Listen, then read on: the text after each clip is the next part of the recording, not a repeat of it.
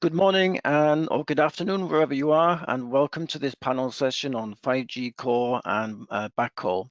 My name is Gareth Owen and I'm an Associate Director at Counterpoint Research in the UK. I cover 5G infrastructure at Counterpoint. On the panel this morning, we have 5 distinguished guests. Let me introduce them to you.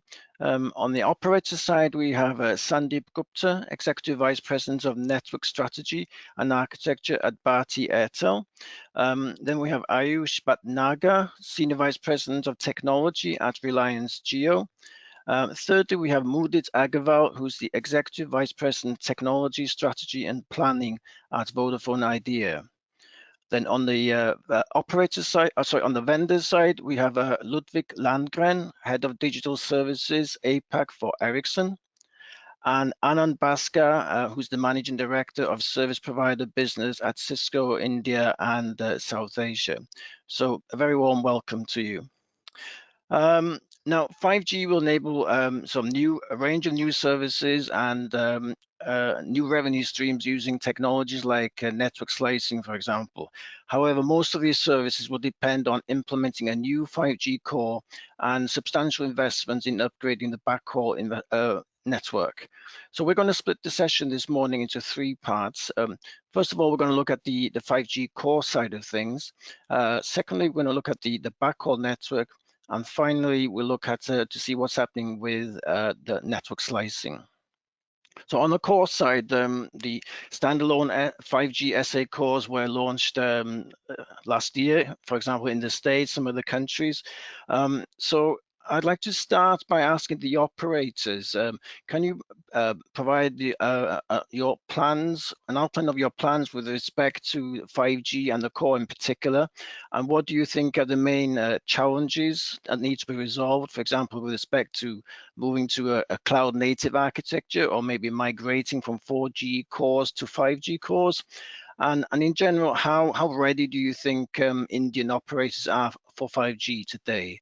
Can I start with Sandeep, please? Thanks, Gareth, and welcome everyone. It's my pleasure to be here as part of this panel discussion talking about 5G evolution and readiness. Coming to the point of 5G, I think before I start that, I would say for the last 25 years, we as Airtel have led telecom and digital transformation by bringing innovative services and solutions to our customers. While we were the first one in India to launch 4G, recently it's my pleasure to share that we've achieved another milestone by being India's first operator to showcase 5G in a live network. The showcase was in the high-tech city of Hyderabad by doing innovative solution of dynamic spectrum sharing between 4G and 5G. This demonstration actually showed that all our assets, whether it is spectrum, single RAN or IP backhaul, and the converged and virtualized core are ready for 5G evolution. In fact, it's just a matter of government coming out of the final policy and allocation of the spectrum for trials and the final commercial services that will be using to evolve our network towards 5G. On the core side, I would say that over the last few years, we've been deploying our core network over open and virtualized cloud infrastructure, which basically gives us the capabilities to deploy both virtualized network functions and containerized network functions, which are cloud native, on this hybrid infrastructure.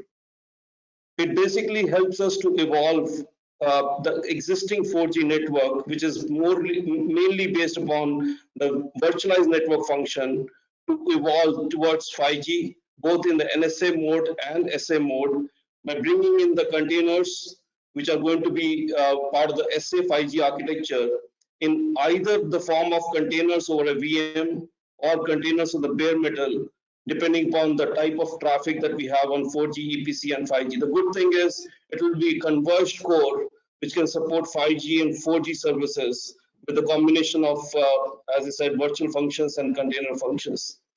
The multi-service cloud that we've deployed in the network over the years gives us the agility, efficiency to deploy new services and I would say with zero touch operations. I think, Gareth, if I may say that the success of 5G in India will also depend upon the right type of policy from the government, which is the key foundation for any technology to succeed. Right type of spectrum to be allocated with the right type of pricing. And obviously, we need to have the infrastructure capabilities that telecom equipment needs for deployment, either when you talk about fiber or for the sites, and then the ecosystem of application devices and the content, which will be very, very relevant and applicable for the India market. So overall, I would say we are ready for evolving ourselves to 5G. We are having investments that are fully protected, and we've demonstrated that in our recent showcase. Okay, thank you for that. Aayush? Yes, thank you, Gareth. Just picking up the pieces from there, and let us understand a couple of things, because your question is very important regarding 5G standalone core, which you mentioned. So as you know that 5G comes in a couple of flavors, non-standalone and standalone. So the true value of 5G that can be realized only if we deploy standalone core networks. That is because of the reason that all the differentiated features of 5G, whether it is network slicing, whether it is low latency services, or any of the use cases that we talk about, like enterprise 5G, private 5G networks, etc., they can only be realized if we are deploying a standalone core network. So as far as we are concerned at Jio, we have been in advanced stages of readiness for commercializing the 5G RAN and the 5G core network.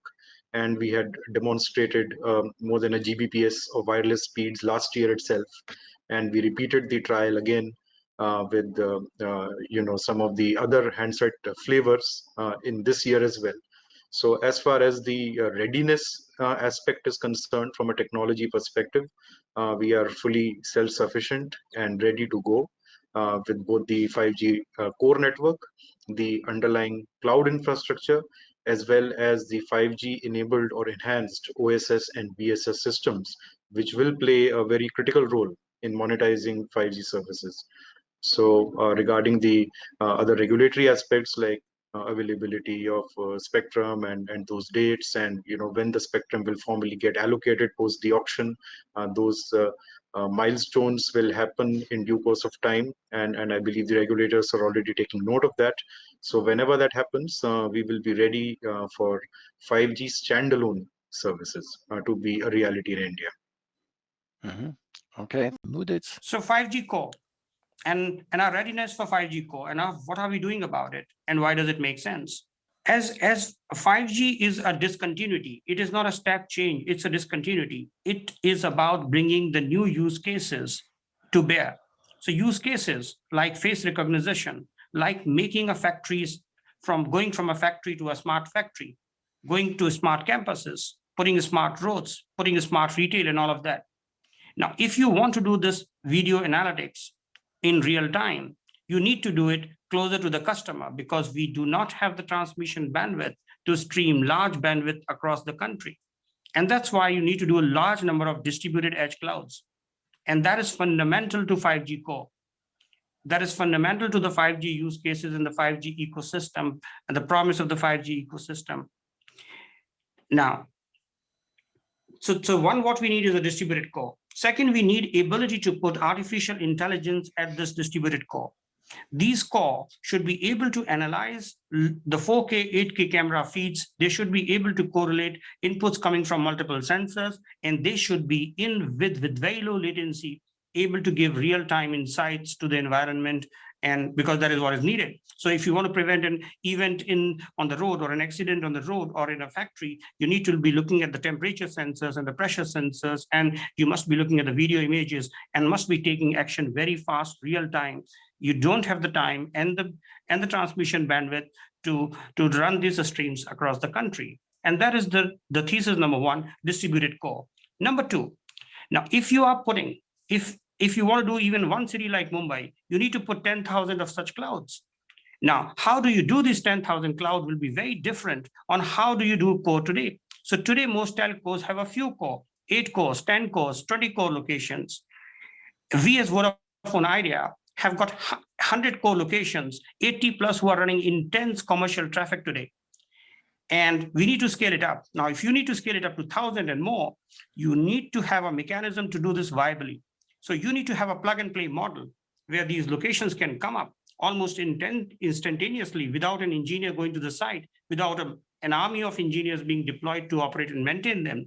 So you need new operating models to deploy and operate and maintain these sites in a completely automated manner. The kind of automation we need would be step change, would be quite a change from the way we do it today. So that is number two. So number one is distributed cloud. Number two is doing it with an operating model which is quite different. Doing it, bringing in automation that has not been seen yet. So even when you look at telecoms and when you look at DevOps, all the DevOps require a huge engineering team to run it. You need to do it in a man-free manner. And that is quite a significant paradigm shift in the way we need to do it.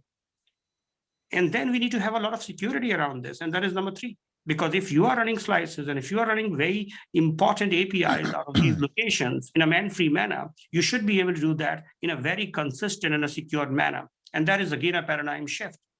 Now this is what 5G core needs. So it is not only the cloud native, it is not only the observability, it is not only the lifecycle management, it is not only the automation and the controller.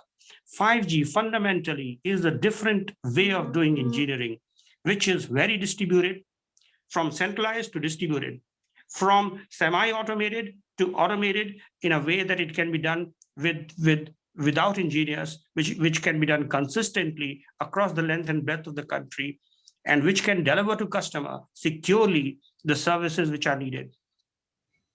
And when you do this, then you unleash the AI use cases. And this use case will then create a lot of value to the society. Now, how our readiness is? So we possibly are one of the few telcos in the world, as we are aware of, who have done intense cloudification effort, distributed across the edge. And when we do these clouds and when we scale them out and when we upgrade them on a consistent basis, we have learned a lot. We have learned on how to mature an operating model, which is quite efficient, quite differentiated. And we need to carry on this road ahead and evolve towards 5G, but that's the direction that we are in. And therefore, our maturity in creating these cloud stacks, which are completely open stack, which are completely open source, quite low, and having done all of that deep engineering ourselves, give us quite a good head start as far as the readiness is concerned. I hope it answers some of the questions you had. Turning to the vendors, maybe starting with Ludvig, can you provide us with an overview of the 5G SA core market outside India, maybe through some of the projects that you've been involved with specifically? Are these deployments at the moment, are they sort of very, very limited commercial deployments, or have you started to move away from that stage? And what about COVID? Has COVID had an impact on deployments of the past year? Thanks, Gareth. And first of all, I'd like to say really happy to be here speaking to this distinguished panel. This is really exciting times to talk about this topic. And maybe if I start with the first one, which is where we are today in the world on 5G, and this is moving incredibly fast. We have been part, I think all of us here, through multiple mobile generations, and the one that has the absolute fastest progression is from 4G to 5G. It is just truly exciting. But what really makes this step super exciting is that the 5G architecture is so different, especially in SA version compared to the previous architecture. So it opens up for a whole new possibility for us to build new ecosystems and address enterprise and edge in a way, big different way compared to before. So that is really exciting. If we look then at what is the progression of this, then first I'd like to say maybe going from a vendor point of view for Ericsson, we're running today a third of the world's population through Ericsson core networks. So 1/3 of all mobile data calls, voice calls, go through Ericsson networks. If we look specifically at 5G, we have the very good position here. So 127 contracts for 5G have already been signed with us, and this is, of those, this is 79 are live. So for your first question of the 5G deployments, they are absolutely in full spin. These 127 contracts and 79 of them which are live, they are practically all on NSA. So SA is what's really happening now. This is the wave for SA, and SA particularly is the exciting one that really opens up these new flavors. And for that, if we have a third of the world population on Ericsson networks, Ericsson core networks, actually half of the world's signed contracts for SA are with Ericsson. So it's truly exciting. I find I've never seen anything like it. So we're really excited about this, and we're really excited what we can do about this in India, which is opening up exactly now for this. And we're really proud to be working with all of the operators in India, everyone that's on this call, to make that journey. So it's really exciting times. Okay, I'm moving to Anand. Okay, first and foremost, thank you to all the panelists for joining this event today, and especially to the operators on the call, on the panel. I think the work that all of you have done over the last 12 months, especially during the course of the pandemic, and this one is something really great. And thank you very much for keeping the economy ticking during the most difficult times that we've ever had. So keeping that in context, and exactly to what Ludvig mentioned, I don't think there could be more exciting times coming ahead for the industry than what the 5G sort of entails going forward. From a Cisco perspective, as you know, we are sort of very much in the middle of the core and the backhaul networks, and we're not on the radio side. So, but again, anyway, coming to where we are, I think from a 5G perspective, we are very excited. We have in excess of 100 engagements going on globally. We have approximately around 38-40 wins already, primarily in the backhaul, in the upgrading of the networks and in the core space. And we had the first SA launch as well on the T-Mo, as has been T-Mobile in US, which has been sort of in the public space as well. So we are very excited about this space. We are looking forward to partnering with all the service providers in India. If you look at from globally, as I mentioned, we have got 100+ engagements. We have had some very good wins in Asia Pacific region, in Japan, Australia, New Zealand, and in South Korea as well. And of course, we continue to partner in the core space with with all of the operators that we sort of hear in the panel, and we'll continue to work with them. And depending on the strategy that they have sort of outlined, be it as a converged core or is it as a 5-way standalone, how do we sort of do this one? I think one of the key things that we are sort of keeping in mind is, while 4G is growing, how do we ensure that the 5G ensure that the 5G growth is not is enabled along with that? So that's one of the key areas that we are sort of looking at as a partner to all of these all the operators. Okay, thank you.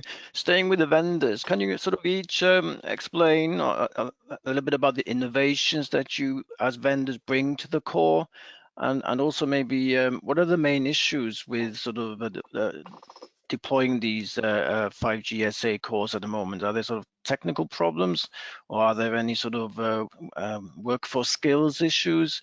Or I hear about a lot about software companies saying there's so much software updates and the frequency of the software, they're having problems coping with that. So what are the main issues that you're seeing right now from the operator side?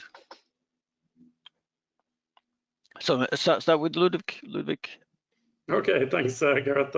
So for this, if we zoom in on maybe on SA architecture, because NSA is live in all these 79 networks, as I mentioned. So SA is really the one which has this brand new architecture. And as you say, it brings a lot of new challenges in terms of a completely different software architecture, a completely different way of running. It runs on containers.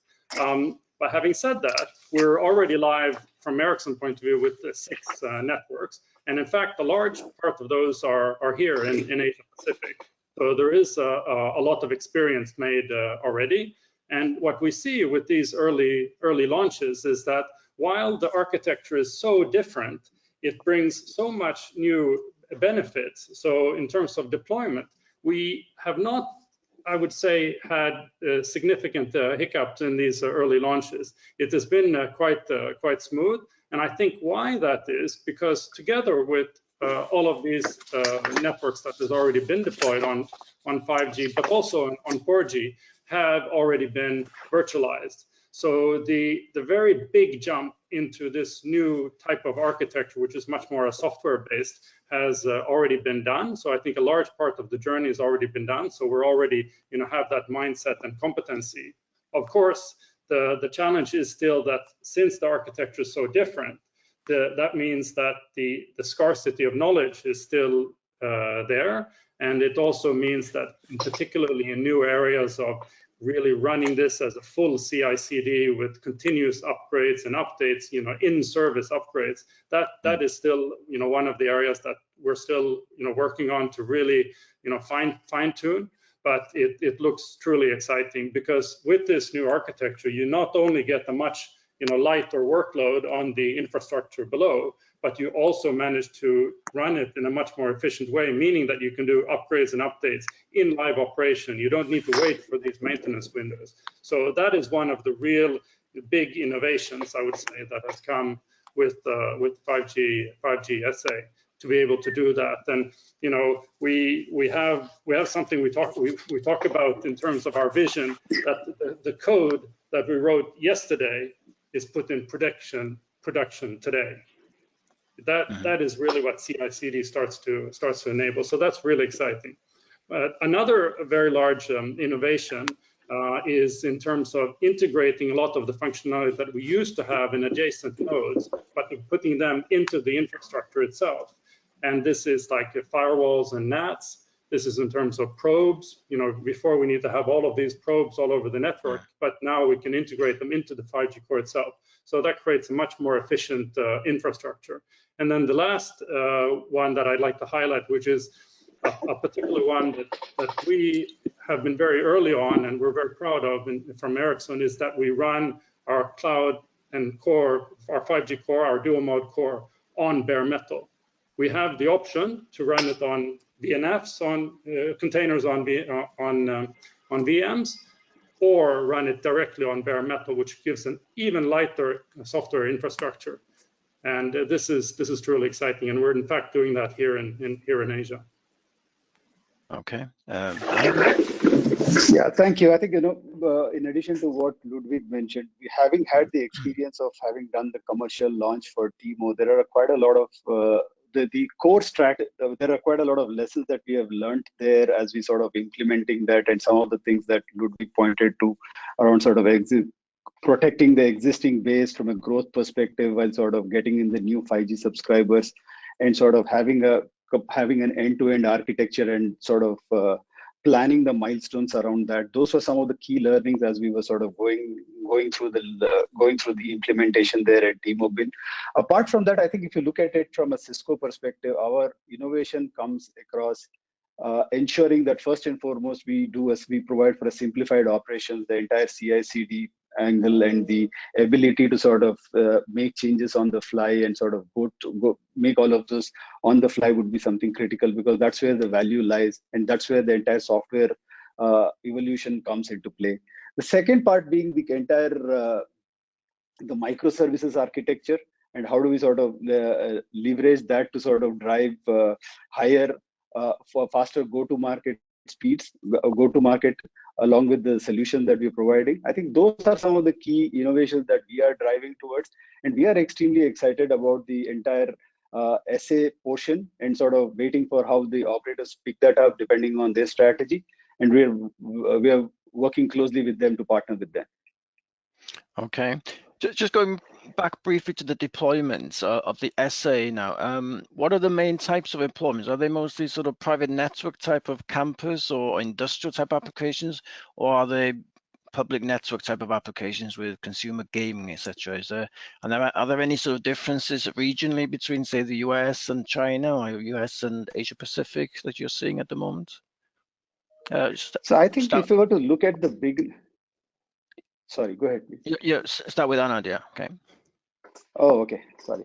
So I think what we are seeing is currently enhanced mobile broadband use cases is what we are seeing and sort of looking at how do we cover the geographical aspect of it.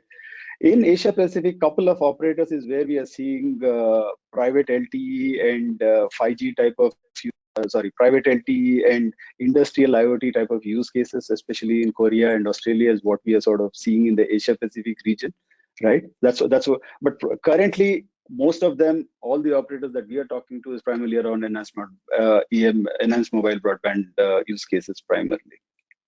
Okay, and Ludwig? Yeah, it's really both. I would say it's really both these two. So both mobile broadband as well as the enterprise use cases. I cannot say from my end that it's more of the other, because the 5G and the 5G SA architecture provides such great benefits for the huge application that we have already, which is MBB. With these continuous upgrades and using it in live operation, reducing the infrastructure costs. So that is huge and important for MBB. But having said that, the most exciting part is really the enterprise. This is what's happening, and this we didn't have in such a large scale for 4G or even 5G SA. So now we're connecting factories, we're connecting mines, we're connecting ports, and automating all of that through 5G SA architecture with edge deployments. These are really the exciting applications, and why it's particularly exciting is not only is it a possibility to have a new use case, but it provides two very exciting areas, I would say. One is that it's new revenue for us together, all of us in terms of operators and vendors. It's new revenue because it is on top of what we're doing today practically. The other one is that I feel it's really attractive for our customers, our operators, because it is an advantage that we can play together in a much larger way compared to what we could before in 4G, because then it was more all about centralized architectures, and then web scale players took a very big part of this. Now we can really be part of the ecosystem by utilizing all of the edge locations to provide these low latency services. Okay, thanks. Okay, let's turn now to the second part, the backhaul. Now 5G of course means higher data rates, which means that the transport network has to have a greater capacity, and also the backhaul has to support new technologies like network slicing, and to enable all these new use cases that we're talking about. And many of these have stringent requirements in terms of latency, reliability, in addition to additional throughput. So let me ask first the operators, maybe starting with Aayush. What do you think you need to do to your sort of existing backhaul infrastructure, and what do you think are the main challenges here? For example, do you need to expand your fiber network? And if you do, where are you in this process? And how long do you think it will take you to complete that? So see, Jio has been a fiber first company right from the beginning. So as far as the backhaul is concerned, the metro core network, the aggregate network, and also the long distance network that we have, it is already ready to take the workloads of 5G. And we do not foresee any major upgrades which need to be done to support hundreds and millions of active 5G customers on the network. And as far as the operational aspects are concerned, because with 5G you mentioned that network slicing is an important concept. We have not only done network slicing, but we have also enabled the programmatic management of our optical transport and our IP networks, and which is live today even in our 4G network. So in our existing network as well, all our routers, switches, and our optical equipment that is controlled through transport and IP SDN controllers, which is our own IP. And all the changes, whether it is bandwidth on demand, whether it is convergence based on any faults that may happen in the network, whether it is shifting bandwidth from one path to another, dividing bandwidth, all of those things we are doing today even in our 4G network. And once 5G is launched commercially, then these capabilities are only going to add on to the exciting business opportunities that 5G presents, like what Ludwig also mentioned in a couple of minutes back. So from a backhaul perspective, we are all green. even from the perspective of the core and aggregate networks and the national long distance network capacity, we are all green. So we are just good to go as far as 5G SA is concerned. Okay, Sandeep. Yeah, I think transport networks always very important to connect all our sites to the core network. And I think our investments over the years have been such that we've been building extreme scale backbone networks, transport networks, with the world's largest layer zero control fiber backbone network that we have. And we've already deployed India's first 600 Gbps connectivity on the single fiber strand. So I think investments have been continuous on our side to make sure that we are ready not only for 5G, but also continuously serving our 4G customers, and that gives us the edge to provide the best of 4G speeds to our customers in India with the capacities that we build on the radio and the transport side at this time. In terms of the backhaul network, we believe that there is no one size fits all. There is a play of fiber and backhaul, and our backhaul is also ready. Backhaul in form of microwave. So both fiber and microwave will play an important role. Microwave is also not any more narrow band. It's already going up to 800 Mbps using technologies like XPEC and carrier aggregation. There are discussions about using E and V band, which will all provide options to all of us to create backhaul up to 10 Gbps and maybe beyond, depending upon the link distance. But certainly that will add to the will be complement to our fiber assets that we have. And I think we're not stopping there. We're evaluating options and technologies like free space optics to really create 100 Mbps plus type of capacities, as we call it, as wireless fiber, to ensure that that can complement anywhere that we need such type of capacities on wireless media for creating that hyper capacity on the backhaul side.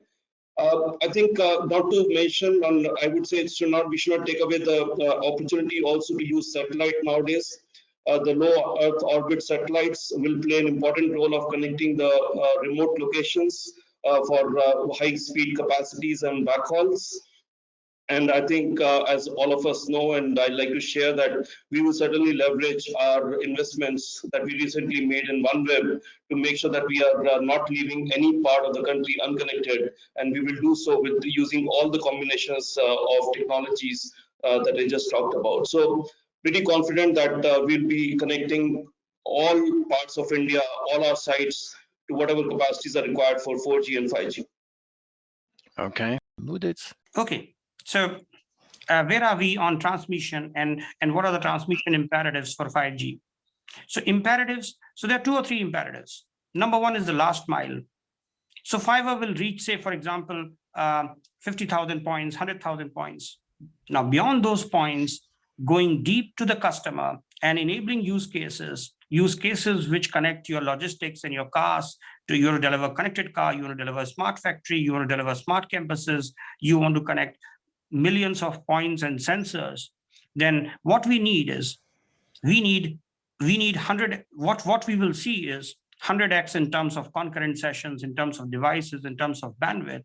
And what we need in the last mile is what we call E-band or millimeter waves. Now, these waves will help us get the last mile capacity, which is very critical. And that is an imperative number 1. Now, imperative number 2 is to look at entire backbone which connects the most important consuming centers. So imagine 700 districts in India. I'm just making an approximate number. 700 districts in India, maybe 1,500, 2,000 consuming communities in India. They need to be connected on a smart and a strong hyperscale backbone. And that is an imperative number 2, because large flows will flow and they need to be connected in a smart manner. So that is imperative number 2. And imperative number 3 is to do deep engineering, to not only have the bandwidth, but to have latency engineering, which is not only a function of bandwidth, but it is a function of where the content is hosted, how the DNS recursions are optimized, how the IP flows are optimized, how the SSL sockets are established in a consistent manner. And we have seen this creates a significant difference in the way applications work. Now, so these are the three imperatives. Number one, millimeter waves in the last mile. Number two, a solid backbone connecting 2,000 consuming centers in India. And number three is a latency deep engineering to deliver consistent latency experience. Now, where are we on this? So if you see, as far as the backbone is concerned, possibly we have one of the largest and the most strong backbone coming from erstwhile two players, very good solid fiber network backed with a hyperscale electronics, running high hyperscale lambdas, and doing all of this with automated controllers in a smart manner.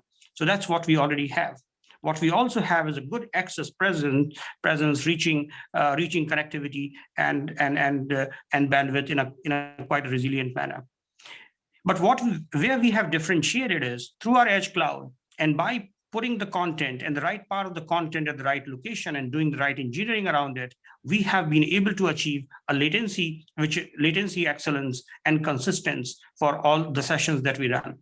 And this is what we are trying to measure in a very deep manner. We hosted one of the hyperscalers and their application on our edge cloud, and we tested on each and every parameter of latency breakdown. We found we were 2x better.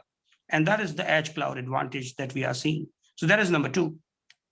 And number three, when it comes to deep engineering on how we engineer our flows and how do we peer our different AS domains, that's an effort that we continue to do on a consistent basis.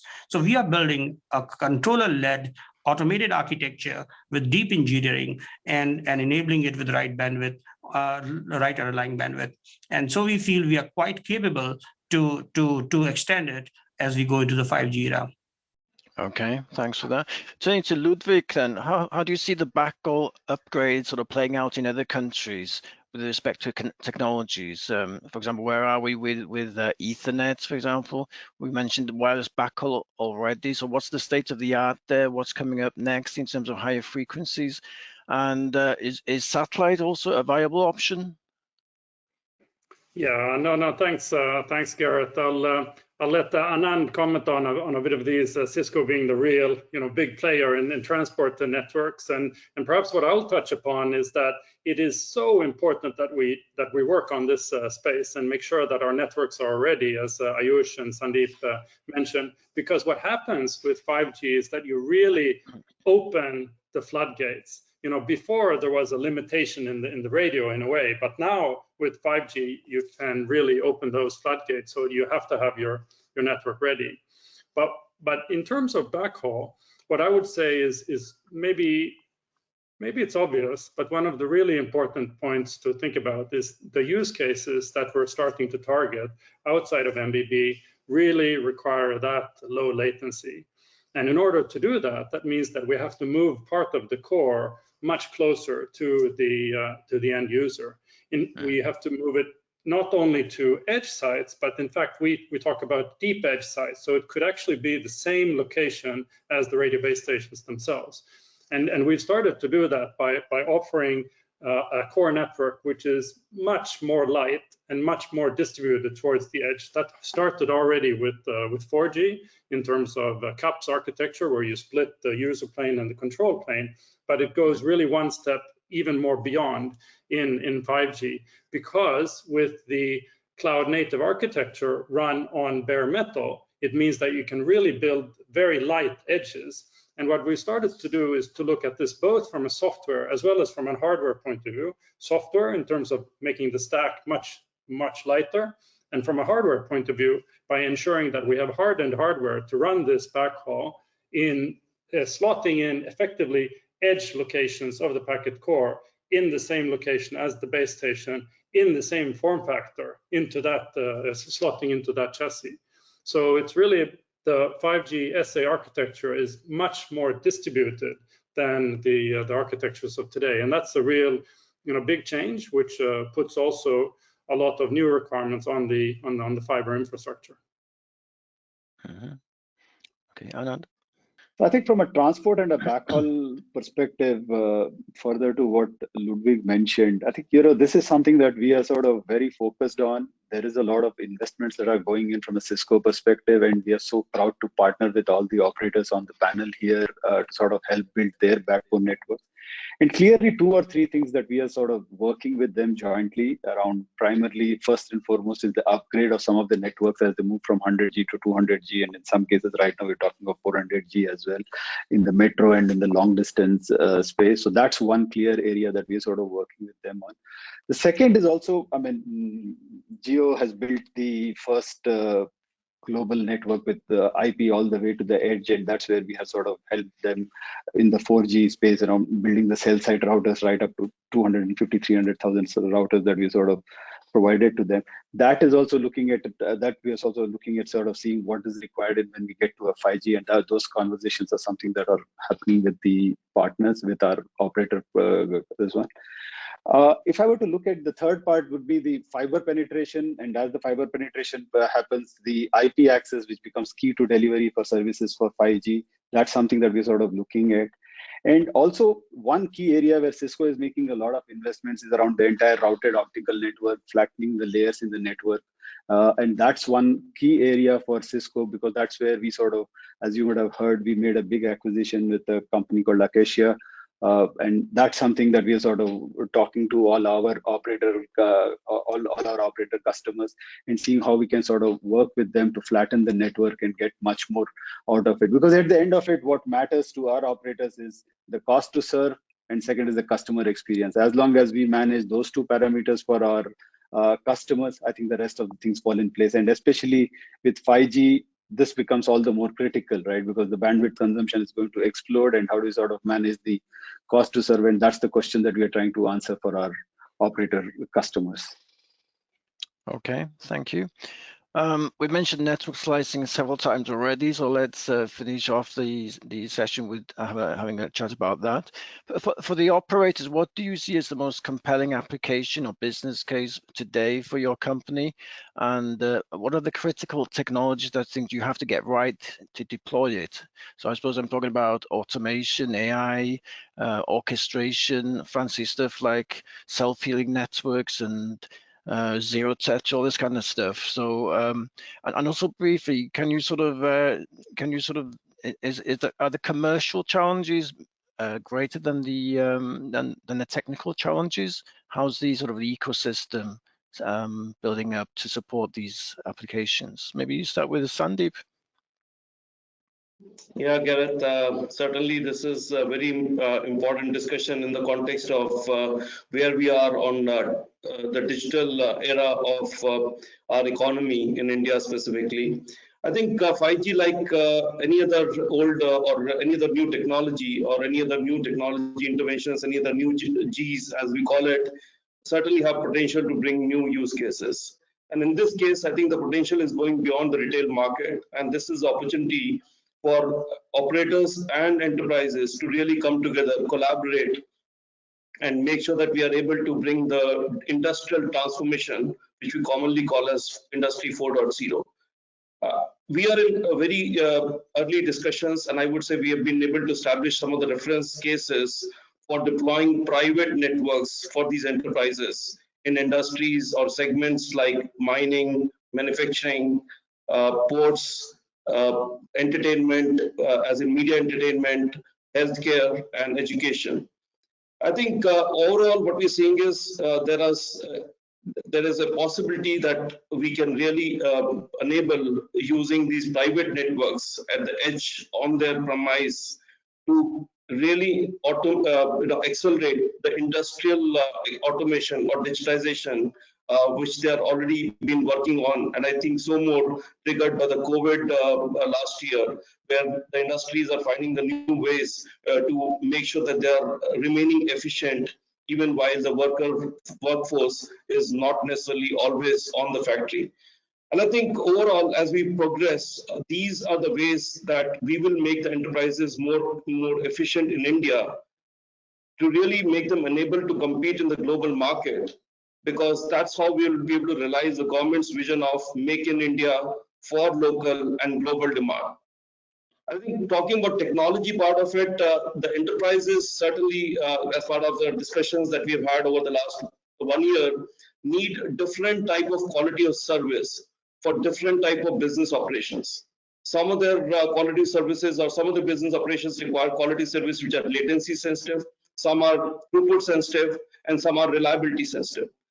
And these are the ways, I think, or these are the operations that can be then put on different slices of the services and the network to make sure that the applications that they're deploying are being served by the right slice with the right quality of service. And this is where the networks will play the role in the context of 4G right now, as well as moving towards 5G, when we'll have more opportunities to create the slices on demand by orchestrating the network. So I think this will really come true when we have the real open APIs, when we have the visibility of these of the quality of service on different slices. And as you said, when we have the capability to orchestrate the network in the real time in terms of configuring the network on demand or based upon the quality of service variations that we are seeing in the network. And that's the capability that we are building upon. I alluded towards building the infrastructure which is cloud-based with zero-touch operations. As we are able to then bring the whole infrastructure over a cloud platform where we can orchestrate the way we are instantiating the cloud function, the core functions at the edge or at the core network for different slices. We are able to orchestrate using SDN the access network, as well as in terms of the access part of the transport network, as well as the backhaul part of the transport network, and then obviously creating slices on the radio network to provide the right quality service for the right application and the right type of devices. I think overall, if I were to say, the technology is ready, getting there, because we already, as I said, we already deployed some reference networks, even on 4G, for creating this type of industrial automation. What will be important going forward when you talk about slices, that the regulators will also have to relook at the policies of net neutrality to ensure that the operators are able to deliver the quality service depending upon the actual service requirement. And I think that should kind of be relooked into and ensure that there are no roadblocks of leveraging the technology for really providing the right quality service using the slicing that we're talking about. Okay, thanks. And Aayush? Yes, so see, network slicing is a key capability for 5G, and it enables exciting opportunities for the enterprise market, because network slicing can be seen as a bridge between the next generation telecom network, which is the 5G SA core, and the software as a service model on how to bring these enterprise applications closer to your consumers, how to provide them on demand to our different enterprise customers, and also on how to ensure a marketplace model through this particular SaaS offering. So with 5G, we can actually have a network architecture which extends right from the edge, which is the MEC based edge architecture, and up till the cloud. And the cloud may be an operator private cloud, or it could be a public cloud like Microsoft Azure and Google Cloud or Amazon's web services. And along with network slicing, one of the key aspects which are usually overlooked are the transformation aspects of the OSS and BSS, because apart from bread and butter telco services like voice and data, where the OSS BSS networks are very mature, when we talk about network slice enabled services, then the whole game changes. And that is where I believe Jio has also innovated to a large extent, because apart from having their own core technology, we have also created our own cloud native OSS and BSS platforms, which would help in accelerating time to market for these enterprise services, and through network slicing, of course. Okay. Mudit? Sure. So network slicing, what are the big use cases? So if you see drone as a service, drone doing surveillance in factories, for example, is a very terrific use case. Self-provisioning. So these network slices, where you give campuses the capacity to provision bandwidth on demand, self-provisioning bandwidth. And what they can do is they can define the policy, they can define the capacity, they can define the locations, and they can create a virtual network as they want to do it. And they can profile the slice and characterize the slice as they would want to do it. There's a second use case. As we are looking at smart campuses, where we will put smart cameras, which will do face recognition and online in-stream video analytics and analysis, and then they will churn out insights basis that and prevent any incident or untoward accident, etc. Now, if those are the use cases, those are some of the use cases which are becoming very, very important. Connected car, smart factory, drone as a service, and so many other use cases. These are some of the use cases which are taking off. We are already working with several of our clients on some of these use cases, and they are likely to take off in the near period. So these are some of the use cases. Now what are the technology imperatives, and where are we on the road? So what does it take to deliver these slices? Number one, platform APIs. So APIs where the application can connect and can demand these slices and profile these slices is very critical. And the ability to do this seamlessly. So imagine large number of X-ray scans, large number of video frames are connecting to this cloud and to this network, and there's no man involvement. It's an application involvement. So authentication, provisioning, all of this has to be done through APIs in a completely secure manner. And therefore, creating this platform API is critical. That is number two. Number three, if you want to create a marketplace where a large number of applications, buyers and sellers can come together and they can connect on a platform which is virtual, but it's still connected across the length and breadth of the country, and where you want to enable trusted communities like blockchain, then you need to have AI capabilities in the cloud at edge where you are deploying it, because that is needed to enable trusted communities, to enable blockchain, and to enable several other things which will enable the consumption of these slices. So apart from the traditional known stuff that we need to do in the slicing, of course, we need to slice our packet core, we need to slice our transmission network, both on MPLS and optics, we need to slice our radio, our radio spectrum and our radio sessions. So all of that slicing is well understood and known, but beyond that, these are some of the things which are needed. So number one, you need platform APIs, you need ability to securitize, you need ability to do authentication, you need ability to run artificial intelligence and do policy management, do trusted communities in a distributed and a consistent manner. You need to have a catalog where a customer can consume and can get billed for in a very transparent and a consistent manner. Now, these are some of the things which are needed to make slices a real commercial way ahead.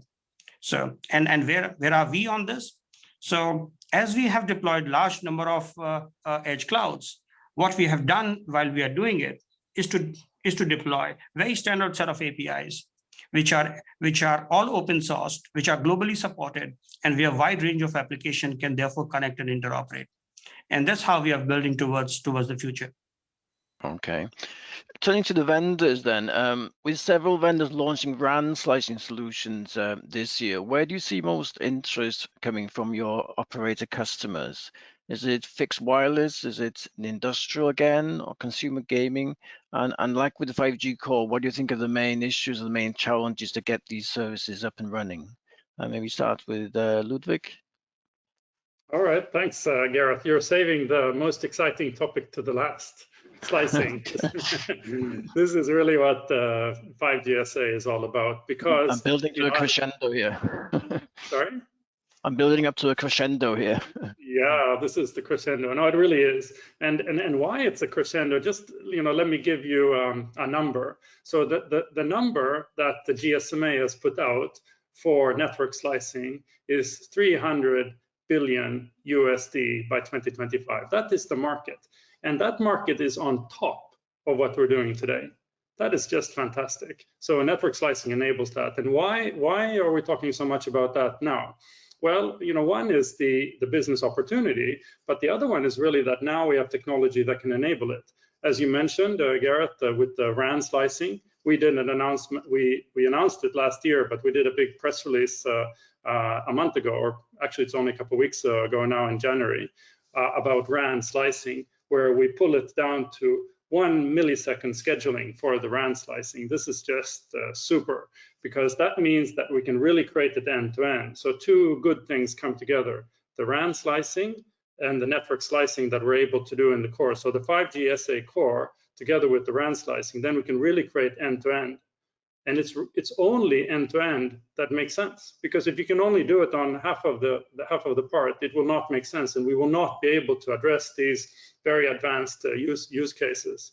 So end-to-end is super important. And as Aayush was mentioning also, it's about bringing it all together, because this also changes the OSS and the BSS systems. So it becomes really important for us to not only put these two parts together on the edge and the RAN and the core, but also ensure that we have assurance solutions that are put in place end-to-end, that we have orchestration that goes end-to-end.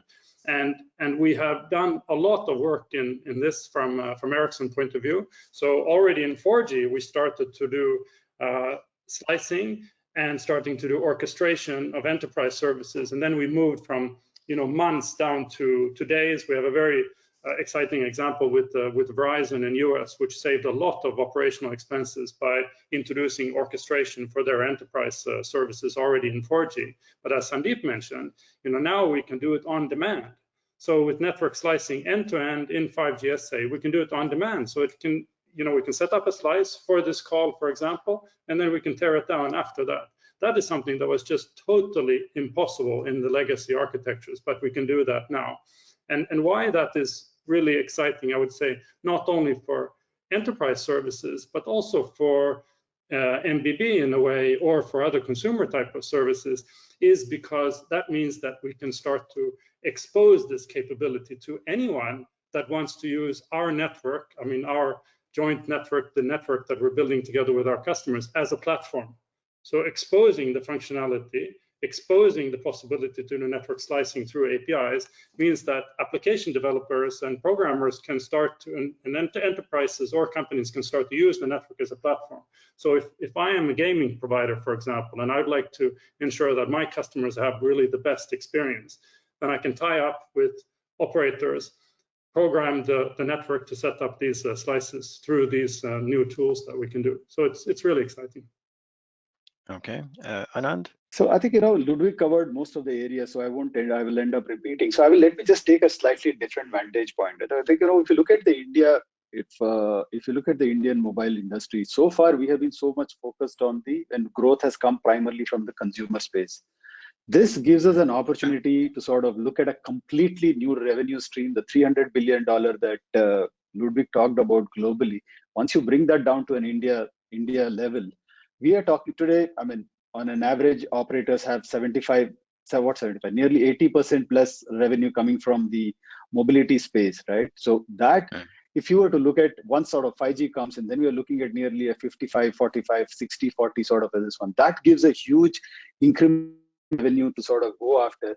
And the second part is what COVID has taught us. What COVID has taught us is adaptability is now second nature to us, right? Once the technology that Ludwig talked about that's being developed by all the vendors comes into play, there will be enough and more use cases, there will be enough and more opportunities for all the operators to sort of get the value from it, get it to their customers, be it in the SMB, mid-market, or the enterprise space, and sort of grow from there. So I am very, very excited about that, similar to what all of you have been talking about, primarily in terms of the growth that the enterprises can provide going forward. And that's where we see all of these use cases coming in together to sort of help grow the market, which is what we are all looking forward to. Okay, that's great. Let me just try and squeeze one final question in, again on network slicing. With just the core being virtualized at the moment and not the RAN for the time being, what are the capabilities of network slicing solutions being deployed this year, and what are the limitations, maybe compared to if you had a fully virtualized end-to-end 5G network? Are there sort of important differences there, or is it Ludwig? So it's not, I would say, mandatory to have everything virtualized or everything containerized to enable these services. In fact, the RAN slicing that I just mentioned is available today, so we can do it today. Really what is important is the software asset that we have, and the software asset is already tested and proven and commercialized now. Then taking it to virtual or containerized for any part of the network, if it's core or for RAN, that enables new capabilities, like for example the continuous upgrades and updates, as I mentioned, that we can really do in a great way in the core. Those new functionalities need to be there with the virtualized or containerized infrastructure. So you miss those aspects, but the functionality of delivering the service can be done anyway. Okay, I think we've just about run out of time. So let me thank the panelists for their contributions and for making this a very interesting, a very informative session. So thank you all very much.